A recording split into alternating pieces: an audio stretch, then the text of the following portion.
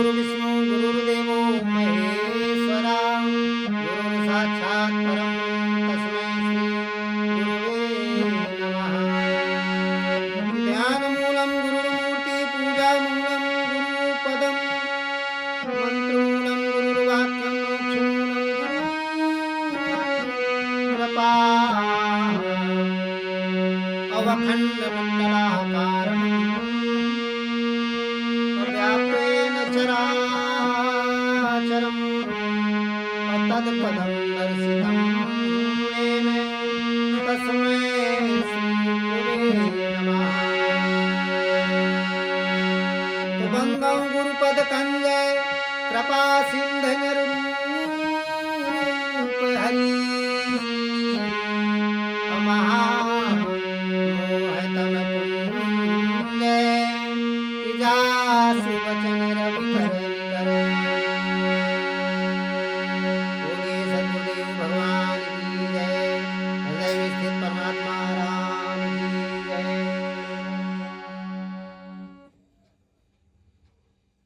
मेरे प्यारे भक्तों श्रोतागणों, आज का जो सत्संग है, सत्संग ये है कि हृदय स्थित जो राम है, जो सबके अंदर रमण करता है, उसको सच्चिदानंद क्यों कहते हैं? बड़ा अच्छा प्रश्न है। हृदय स्थित जो परमात्मा है, सबके हृदय में निवास करता है, उसको सच्चिदानंद क्यों कहते हैं? सतचित आनंद क्यों कहते हैं? ऐसा क्या है, क्या विशेषता है? इसके बारे में आज आपको बताएंगे कि हृदय स्थित परमात्मा जो है, चाहे हिंदू हो, चाहे मुसलमान हो, चाहे सिख हो, चाहे ईसाई हो, सबके हृदय में स्थित है परमात्मा। अंदर, मनुष्य के अंदर, और बाहर जर्रे जर्रे में है, कण में है, बाहर सब जगह है। व्यापक ब्रह्म एक अविनाशी सच्चेतन घन आनंद राशि आज प्रभु हृदय अछत अभिकारी सकल जीव जगदीन दुखारी। व्यापक है, व्याप्त है। उस परमात्मा को सच्चिदानंद घन क्यों कहते हैं? सच्चिदानंद क्यों कहते हैं? सतचित आनंद क्यों कहते हैं? उस राम को सतचित आनंद क्यों कहते हैं? उस अल्लाह को सतचित आनंद क्यों कहते हैं? उस गाड को सतचित आनंद क्यों कहते हैं? उस सदगुरु को सतचित आनंद क्यों कहते हैं? उस ईसा को सतचित आनंद क्यों कहते हैं? इसके बारे में आज बताएंगे आपको। बड़ा अच्छा प्रश्न है, किसी ने किया है, तो मैं सोशल मीडिया के माध्यम से, यूट्यूब के माध्यम से आप लोगों तक पहुंचाने का प्रयास कर रहा हूं। आप लोग सुनिएगा मन लगा के। तो देखिए, वो सच्चित आनंद है क्या? वो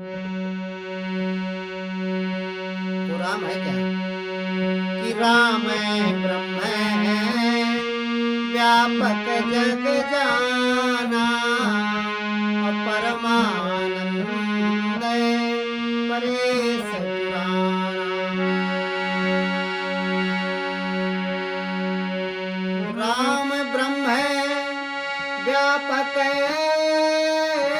जग जाना, परमानंद परेश पुराना। सच्चित आनंद के कारण हम बता रहे हैं। पहला कारण क्या है? राम ब्रह्म व्यापक जग जाना, परमानंद परेश पुराना। परमानंद है, कण कण में व्याप्त है, जर्रे जर्रे में व्याप्त है, सब में रमण करता है। दूसरा क्या है? सच्चित आनंद होने का कारण क्या है? दूसरा, एक तो व्यापक है, जर्रे जर्रे में, कण कण में व्याप्त है, इसलिए सच्चित आनंद कहते हैं। कोई शोक और दुख नहीं रहता उसको, कोई मतलब नहीं रहता। उपद्रष्टा अनुमंता चा भरता भोक्ता महेश्वरा परमात्मा एक चाप युक्ते देहेस्मिन पुरुषा परा, गीता में लिखा हुआ है। ठीक, तो पहली विशेषता क्या है सच्चिदानंद होने की? राम ब्रह्म व्यापक जग जाना, परमानंद परेश पुराना। वो राम, वो आत्मा, वो परमात्मा, वो कण कण में व्याप्त है, व्यापक है, सब जगह विद्यमान है, सब जगह कण कण में व्याप्त है, सबका आधार है, अवलंब है, सारा संसार उसके अंदर व्याप्त है। इसलिए उसको किसी से कोई उसका बैर है नहीं, किसी से। सत है, चित है, आनंद है। क्यों सच्चित आनंद है? क्योंकि जर्रे जर्रे में व्याप्त है। ये सत्य है, उसका कभी नाश नहीं होता। चित्त है, सत्य चित्त आनंद है, अविनाशी है, सर्वत्र सब जगह है, शाश्वत है, कभी उसका नाश नहीं होता है, सनातन है, सबसे प्राचीन है, उसके पहले कोई नहीं, वो सबका परम पिता है। तो राम ब्रह्म व्यापक जग जाना परमानंद परेश पुराना। पुराणों में, वेदों में, शास्त्रों में लिखा है कि परम आनंद की राशि है राम। राम कौन है? कि रमे निरंतर आत्मा, तो बताते हैं कि रमे निरंतर आत्मा, सब घटे आठो याम, होताई से हृदय संत जन कहत तास सो राम। सच्चित आनंद को राम भी कहा गया। क्यों कहा गया है? नाम उसका राम है, लेकिन वो गुण क्या है उसके? सत और चित और आनंद। राम नाम क्यों पड़ा? क्योंकि रमे निरंतर आत्मा सब घटाट हुआ, शरीर के अंदर रमण कर रहा है, अंदर भी रमण कर रहा है प्राणियों में, और प्राणियों के बाहर यानी चेतन जो जितने भी शरीर हैं उनमें रमण कर रहा है, चेतन में रमण कर रहा है और जड़ में भी रमण कर रहा है, इसलिए उसको राम कहा गया है। और ये रमण करने की जो प्रक्रिया है वो योग माया है। योग माया के द्वारा रमण कर रहा है सब जगह, इसलिए उसको सीता कहा गया, उसी को राधा कहा गया है, राम कहा गया है, उसी को बुद्ध कहा गया, उसी को जो है सगुण रूप में कृष्ण कहा गया है, महावीर कहा गया है, कबीर कहा गया है, तुलसी कहा गया है, रविदास कहा गया है, बहुत सारे नाम। लेकिन छोटा नाम क्या है? राम। ये फिट है। रमे निरंतर आत्मा सब घटाठोयाम, ताई से बुद्ध संत जन कहता सुराम। उस निराकार का नाम है जो हृदय में निवास करता है, जिसको भगवान कृष्ण ने भी कहा है कि ईश्वरा सर्वभूतानां हृदय देशे तिष्ठति, अब्रह्माण्य सर्वभूतानि यंत्रारूढ़ानि मायया। ईश्वरा सर्वभूतानां हृदय देशे अर्जुन तिष्ठति, याम याम सर्वभूतानि यंत्रारूढ़ानि माया। वो परमात्मा सबके हृदय अंतःकरण में निवास करता है, लेकिन ब्रह्म रूपी माया के यंत्र में हर प्राणी बैठा हुआ है, तो भाग रहा है उसकी तलाश में। ये नहीं उसको पता है कि हमारे अंदर बैठा है, तो नहीं प्राप्त कर पाता। सच्चित आनंद को नहीं समझ पाता है। तो एक ये है कि वो सब में रमण कर रहा है। व्यापक ब्रह्म एक अविनाशी, राम ब्रह्म व्यापक जग जाना परमानंद परेश पुराना, इसलिए सच्चित आनंद है। दूसरा सच्चित आनंद का क्या है? क्योंकि आत्मा सत्य है, सनातन है और शाश्वत है। आत्मा सत्य है, सत्य का तीनों कालों में अभाव नहीं है। सत्य सत्य होता है, सत्य ही सुंदर शिव है और शाश्वत है। आत्मा शाश्वत है। शाश्वत का मतलब होता है जिसका विनाश ना हो सके, अविनाशी, शाश्वत है और सनातन है। सनातन का मतलब होता है सनातन, सनातन जो सबका सनात है, सबका बाप है, सबका पिता है, सबसे पुराना है, उसको सनातन कहते हैं। किसको? आत्मा को। क्योंकि वो सत्य है, सनातन है और शाश्वत है, इसलिए उसको सच्चिदानंद घन कहते हैं। कभी दुखी नहीं होता, कोई उसमें आसुरी वृत्तियां आई नहीं, सब दैवी संपत्तियां हैं। और तीसरा सच्चिदानंद होने का क्या है गुण? क्यों कहा गया है राम को सच्चिदानंद? जो प्रकृति से युक्त हैं, जो 5 तत्व और 3 गुणों से युक्त शरीर हैं, उनको सच्चिदानंद नहीं कह सकते। और जो अष्टमूला प्रकृति, इसी को अष्टमूला प्रकृति कहते हैं, अष्टमूला प्रकृति से जो परे है उसको सच्चिदानंद कहते हैं। प्रकृति से जो लिप्त है वो सच्चित आनंद नहीं हो सकता है। क्यों? प्रकृति में सब ये विषय भरे पड़े हैं और विषयों में लिप्त होगा तो सच्चित आनंद कैसे हो सकता है? नहीं हो सकता है। सच्चित आनंद वही है जो मानसिक रूप से अष्टमूला प्रकृति से दूर रहता है, प्रकृति में रहते हुए भी प्रकृति से परे है, प्रकृति में रहते हुए भी प्रकृति से परे है, दूध में रहते हुए दूध से परे है। जैसे घी है तो दूध में, लेकिन दूध से परे है।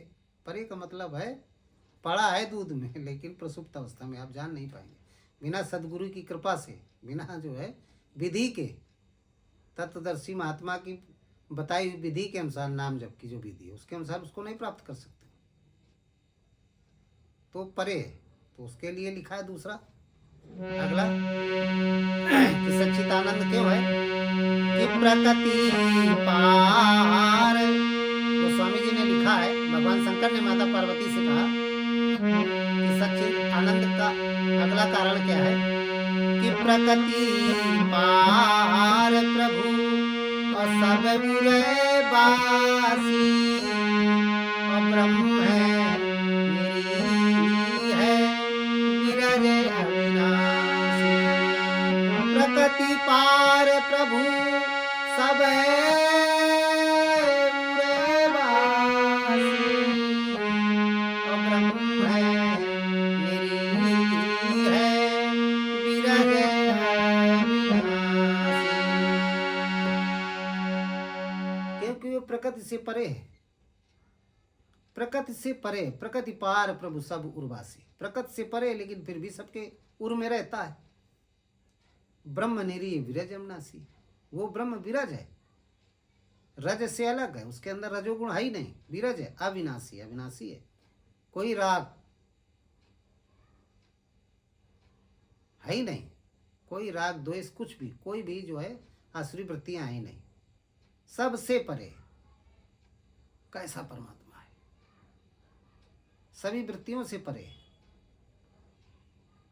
प्रकृति पार प्रभु सब उर्वासी ब्रह्म निरी विरज अविनाशी, इसलिए वो सच्चित आनंद है, दुख आता ही नहीं उसके अंदर।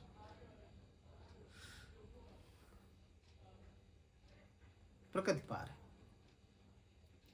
तो सच्चिदानंद के बारे में हम आप लोगों को बता रहे हैं कि वो परमात्मा हृदय स्थित राम को सच्चिदानंद क्यों कहा गया है। क्योंकि वो प्रकृति से परे है, तीनों गुणों से परे है, प्रकृति से परे है, इसलिए सच्चित आनंद उसको कहा गया है। उसको कोई मतलब नहीं। उपद्रष्टा अनुमंता च भर्ता भोक्ता महेश्वर परमात्मा व्यक्ति चापयुक्ते देहेस्मिन् पुरुषा परा। उपद्रष्टा है, कोई मतलब नहीं उसको। सुख है कि दुख हो रहा है कोई मतलब नहीं, हृदय में है लेकिन उपद्रष्टा के रूप में। और जब साधक उसको जागृत कर लेता है तो उन्मत्ता बन जाता है, साधक के योगक्षेम करने लगता है। फिर और उन्नत अवस्था में पहुंचते ही साधना साधक की तो भर्ता भोक्ता हो जाता है, विष्णु की स्थिति हो जाती है। हनुमंता हो गई ब्रह्मा की और भर्ता भोक्ता विष्णु की स्थिति हो गई। फिर महेश्वरा प्रकृति को अपने अधीन करने लगता है तो महेश्वर हो जाता है, शंकर हो जाता है। और जब प्रकृति से परे हो जाता है तो परमात्मा युक्ति चाप युक्त देहस्मिन् पुरुषा परा। तो वो इस देह रूपी शरीर में, देह रूपी शरीर वाला पुरुष परमात्मा व्यक्ति चाप युक्त, वो परमात्मा हो जाता है। देहस्मिन् पुरुषा परा, वो परमात्मा उस पुरुष के हृदय में जागृत हो जाता है तो वो पुरुष देहस्मिन् पुरुषा परा, वो पुरुषोत्तम हो जाता है। वो मनुष्य पुरुषोत्तम हो जाता है, पुरुषों में उत्तम हो जाता है, उसकी स्थिति उत्तम हो जाती है, यानी वो साकार परमात्मा हो जाता है। जैसे सब हुए 24 अवतार परमात्मा हो जाता है। तो सच्चिदानंद का मतलब ये होता है सच्चित आनंद। कैसे होता है हृदय स्थित राम? किसी साधक, कोई साधक सच्चिदानंद कैसे हो जाता है, वो इसी तरीके से होता है। जब नाम विधि से सच्चे सद्गुरु मिल जाते हैं, तत्वदर्शी सद्गुरु मिल जाते हैं, राम नाम का जप करने का मंत्र देते हैं और विधि बता देते हैं, उसको वैखरी मध्यमा पश्यंती परावाणी का भेद बता देते हैं। और जब वो पसंती विधि से जाप करने लगता है, इसी स्थिति में पहुंच जाता है, नाम जप करने लगता है, मन सहित इंद्रियों का दमन कर लेता है, संयम कर लेता है, निरोध कर लेता है। निरोध करके मन को एकाग्र करके अवलंब रूप में श्वास प्रश्वास का जप करता है, तब उसके हृदय में वो परमात्मा प्रकट हो जाता है। और जैसे परमात्मा प्रकट हो गया तो वो देहधारी पुरुषोत्तम, वो देहधारी मनुष्य, वो क्या हो जाता है? सच्चित आनंदमय हो जाता है, वो सच्चिदानंद हो जाता है। उसको फिर ये प्रकृति से कोई मतलब नहीं रह जाता। सभी लोगों के बीच में है तो, लेकिन सबसे न्यारा होता है। इसी को तो संत कबीर ने कहा, एक राम दशरथ का बेटा, एक राम घटघट में लेटा, बीजक में लिखा हुआ है। एक राम का सकल पसारा, एक राम सब जग से न्यारा। अरे जो घटघट में लेटा है राम, वही जब हम यत्न से विधि से जप करते हैं, नाम का जब जप करते हैं पसंती विधि से, मन से इंद्रियों का निरोध करके, संयमित करके, जो बहिर्मुखी इंद्रियां उनको अंतर्मुखी कर लेते हैं, नाम का जप करते हैं, तो परमात्मा हर साधक के हृदय में प्रकट हो जाता है। दसों इंद्रियों की निरोध में वृत्ति क्या है? दशरथ है। श्वास क्या है? श्रृंगी ऋषि है। वशिष्ठ कौन है? वो सदगुरु जिसने इष्ट को अपने बस में कर लिया है। और जब हम जाप करते हैं, कब श्वास आई कब गई इसको देखते हैं, उसमें नाम पिरो देते हैं, श्वास में राम राम निकलने लगता है, तो वो परमात्मा दशरथ का बेटा हो जाता है, वो पैदा हो जाता है, उस साधक के हृदय में प्रकट हो जाता है, दशरथ का बेटा हो गया। तो एक राम घटघट में लेटा, एक राम दशरथ का बेटा, एक राम का सकल पसारा, एक राम का सकल पसारा। और जब आसुरी वृत्तियां नष्ट हो जाती हैं मन के अंदर, दशरथ का बेटा हो गया, आसुरी वृत्तियां नष्ट हो गई, दैवी संपत्ति केवल बची, तो मन भी हो गया निर्मल। निर्मल मन जन सो मोहि पावा, सो मोहि कपट छल छिद्र न भावा। मन हो गया निर्मल तो मन हो गया राम। मन का तो पसारा है पूरे संसार में। ये मन रूपी जो राम है, जो कण कण में व्याप्त है, वो मन रूपी राम उसको कहो, या उसको व्यापक ब्रह्म कहो, उसी का पसारा है। सब सूर्य चंद्रमा तारे जितने भी सृष्टि है उसी का पसार है। तो एक राम का सकल पसारा हो गया। फिर जब साधक उस राम, जिस साधक के अंतःकरण में राम प्रकट हो जाता है, वर्तमान में बहुत सारे हैं न्यारे राम, इनको सगुण परमात्मा कहते हैं, तत्वदर्शी सद्गुरु कहते हैं। तो जब वो प्रकट कर लेता है जो साधक, तो सब जग से न्यारा हो जाता है, वो राममय हो जाता है। इस संसार में रहते हुए भी संसार से अलग रहता है, जग में रहते हुए जग से न्यारा होता है।